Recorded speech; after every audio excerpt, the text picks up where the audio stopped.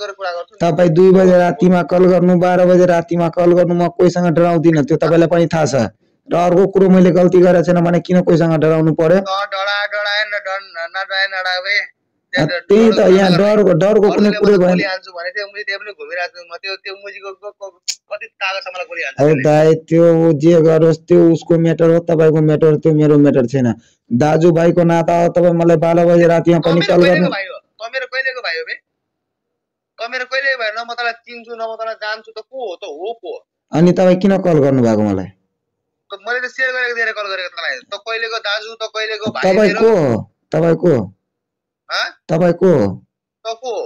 म राहुल राई हो चोहरबाको पत्रकार राहुल राई हो म त पत्रकार होलास् त भगर भए होलास् पत्रकार भाइ तपाई को तपाई कल गर्ने को हो यति रातिमा तपाई कल गर्ने को हो मैले किन शेयर नगर्न पाउने सोशल मिडिया छ जसको पनि हेर्नु यो गाली गर्नु भन्दा पहिला अलिक मलाई पनि भगवानले मुख दिएको फेरि 4 वटा गाली गरिदिन्छु म तपाईले यो म बिर्सिहाल्छु यो मेयरको छोरा हो कि सांसदको भतिजो त्यो म बिर्सिहाल्छु बुझ्नुभयो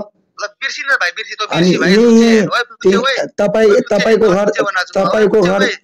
घर जस्तो दाइ हजुर तपाईको घर जस्तो संस्कार दिएको छैन मलाई तपाईको घर कोडीको साला कटगरा पोड साला चोर साला त चोर हो गए नि त चोरी आरोप लाग्दैन अहिलेसम्म ल तपाईको घरमा चोर हो गएन तपाईको घरले संस्कार दिएको त चोर हो गएन चोरी आरोप लाग्दैन अहिलेसम्म यही हो तपाईको संस्कार तपाईको बाउ आमाले दिएको यही संस्कार हो ल ठीक छ तपाई अम्बानीको छोरा हो भने ठीक हो ल